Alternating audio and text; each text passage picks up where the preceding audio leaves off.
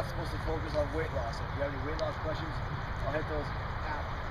Number 2, what should I eat before training? Before training, we like to do what we call carbohydrate load, unless you're just doing something like a 5K, in which case you don't need to. Now, the history of carbohydrate loading goes back about 30 or 40 years.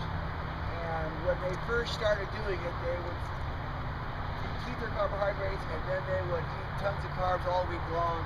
But this has evolved to the point where really all you need to do is eat lots of carbs the day before.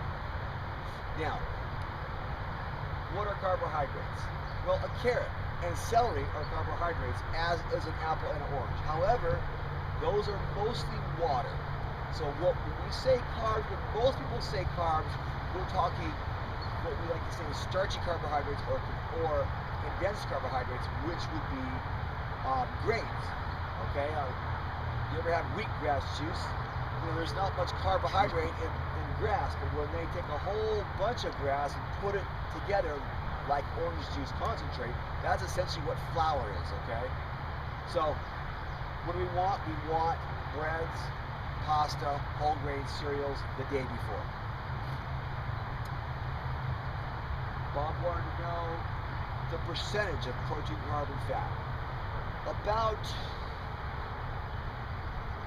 20 years ago, a guy named Dr. Barry Sears made the percentages of food in vogue. This guy had this thing called the zone diet, and he decided that if you ate 40% carbohydrate, 30% fat, 30% protein, you would be in a zone.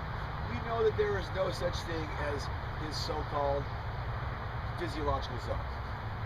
We also know that when I can tell you, okay, go ahead and do a 20% protein, 60% carbohydrate, 20% fat diet.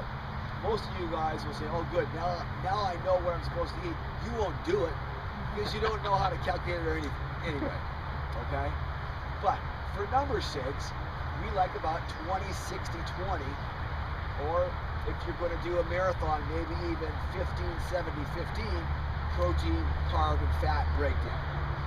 Basically what we need to do is we need to eat lots of carbohydrates.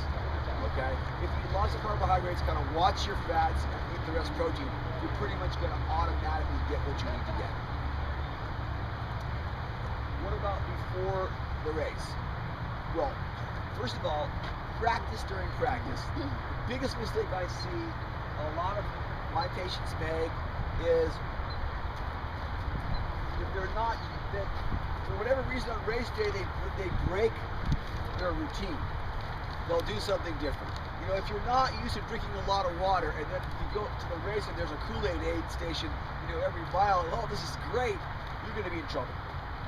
So the same thing with breakfast. Now, we like, again, starchy carbohydrates, but unlike the day before when we would prefer unrefined carbohydrates,